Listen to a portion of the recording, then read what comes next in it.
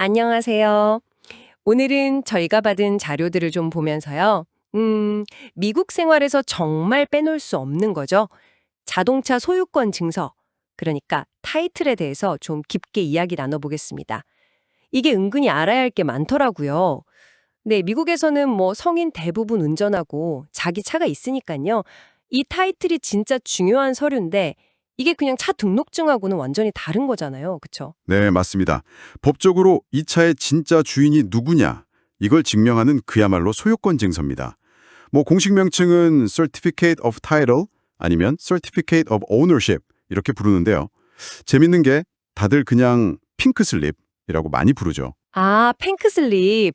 그 이름은 왜 붙은 거예요? 자료에 잠깐 나오던데. 네, 예전에 그 캘리포니아에서 발급하던 타이틀이 정말 분홍색 종이었다고 해요. 위조 방지 목적도 좀 있었다고 하고요. 그래서 그런 별명이 붙은 거죠. 하하, 신기하네요. 분홍색이라니. 자, 그러면 이 타이틀, 이게 정확히 언제 또 어떻게 중요해지는 건가요? 특히 차 살 때 많이 필요할 텐데요. 그렇죠. 보통 딜러한테 차를 사면 딜러들이 알아서 그 복잡한 이전 절차를 다 처리해 주죠. 그런데 개인끼리 거래할 때는 이게 완전히 달라요. 차를 사는 사람이 꼭 반드시 이전 주인한테서 타이틀 원문을 직접 받아야 합니다. 아, 직접 받아야 되는군요. 네. 그리고 그걸 받아서 자기 이름으로 명의를 바꾸는 거. 이걸 타이틀 이전이라고 하는데 이걸 직접 하셔야 돼요. 직접요? 와, 그럼 좀 신경 쓸 게 많겠는데요? 네, 여기서 실수가 나오면 진짜 골치 아파질 수 있어요. 자료 보니까 특히 그 타이틀 뒷면에 서명이나 주행거리 같은 거 적는欄이 있잖아요. 네네, 있죠. 거기서 잘못 적거나 빼먹거나 하면 DMV에서 아예 등록을 안 받아주는 경우가 생겨요. 아, 정말요? 네, 아주 사소한 실수 하나 때문에 몇 주 동안 차를 그냥 세워둬야 할 수도 있는 거죠. 와. 조심해야겠네요. 그런데 만약에 그 융자 끼고 차를 샀다면요? 그때는 또 상황이 다르다고 들었어요. 이건 저도 좀 의외였는데. 아, 네네. 이 부분이 많은 분들이 좀 헷갈려 하시는 지점인데요. 융자를 받아서 차를 사면 그 융자금을 다 갚기 전까지는요. 융자 회사 있잖아요. 그 금융기관. 네, 렌더요. 네. 거기를 이제 보통 리엔 홀더라고 부르는데 이 리엔 홀더가 타이틀 원본을 쭉 가지고 있어요. 보관하는 거죠. 아, 그럼 차 주인은 실물을 못 갖는 거네요. 돈 다닐 때까지는. 맞습니다. 네. 차주는 사본 정도만 받거나 아예 못 받는 경우도 있고요. 그래서 타이틀에 리엔이 설정되어 있다. 이렇게 표현하는데 이게 일종의 담보권 같은 거죠. 그럼 융자 기간 중에는 내가 내 차 주인이라는 걸 어떻게 증명하죠?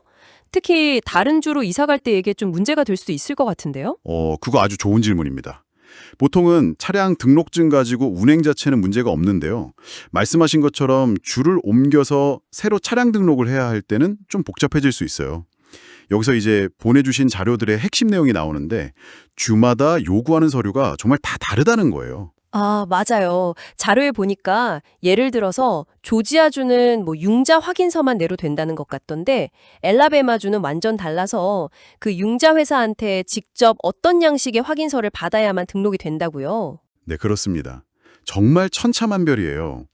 그래서 이사 가시기 전에는 반드시 새로 살게 될 주의 DMV 웹사이트를 꼭 들어가서 필요한 서류 목록을 미리 확인하시는 게 정말 중요합니다. 미리 확인하는 습관이 중요하겠네요. 네, 안 그러면 예상치 못한 서류 때문에 등록이 막 늦어지고 스트레스 받을 수 있거든요. 아, 그리고 리스 차량도 비슷한데요.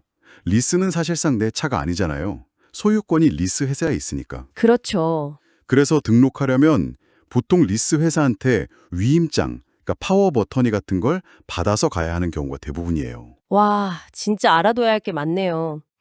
그럼 이 중요한 타이틀 평소에는 어떻게 보관해야 할까요?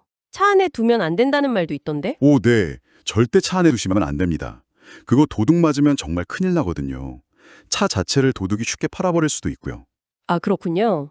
그러니까 집안의 안전한 곳, 금고나 아니면 서류함 같이 필요할 때 찾기 쉬우면서도 안전한 곳에 잘 보관하시는 게 제일 좋습니다. 혹시 잃어버리면 재발급은 가능한가요? 네, 재발급은 가능해요. 가능한데 당연히 시간도 걸리고 돈도 들고 또 절차가 좀 번거로울 수 있죠. 주마다 재발급 비용도 꽤 차이가 난다고 하더라고요. 자료 보니까. 네, 처음부터 잘 보관하는 게 상책이겠네요. 그렇죠. 자, 오늘 이렇게 자동차 타이틀에 대해서 여러 자료를 바탕으로 중요한 점들을 쭉 짚어봤습니다.